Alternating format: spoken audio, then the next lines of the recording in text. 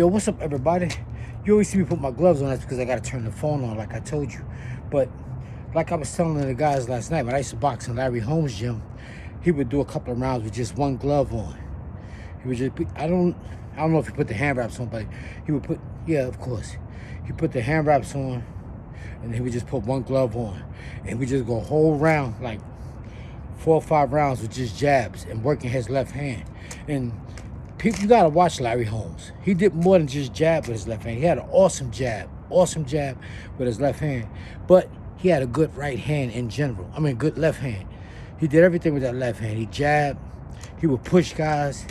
He would pull guys. You watch him when he fight. And Larry Holmes is a heavyweight. You know, like I tell you guys, heavyweights last a little longer in boxing than smaller guys.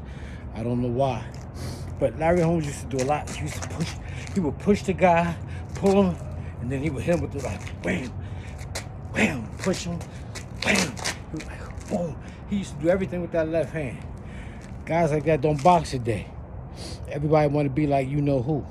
They want to be like Mayweather and go into a shell. And they keep saying Mayweather got awesome defense. Everybody got good defense if you ain't throwing no punches. Pernell Whitaker had a good defense. Mayweather has a good defense, but he goes into a shell and then he don't punch. And what he does is he waits for you to finish flurrying, and then he comes back and then he starts pot-shotting you. And that's how he steals the rounds. He goes into a shell, pot-shot you, and then he goes into a shell. Oh, somebody was asking me about, what they was asking me about? Feints. Feints, throwing feint. Feints is when you faking a guy. The reason I don't throw a lot of feints is because I'm always moving. I work with a guy named Sugar Best back in Brooklyn. He showed me how to keep moving. And like I told you, see, if you fight like this, you get throw feints. But I'm always moving.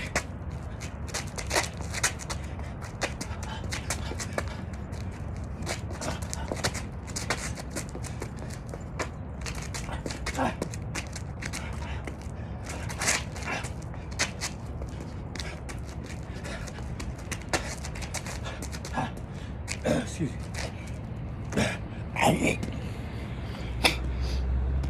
When I was watching this guy, he was jabbing.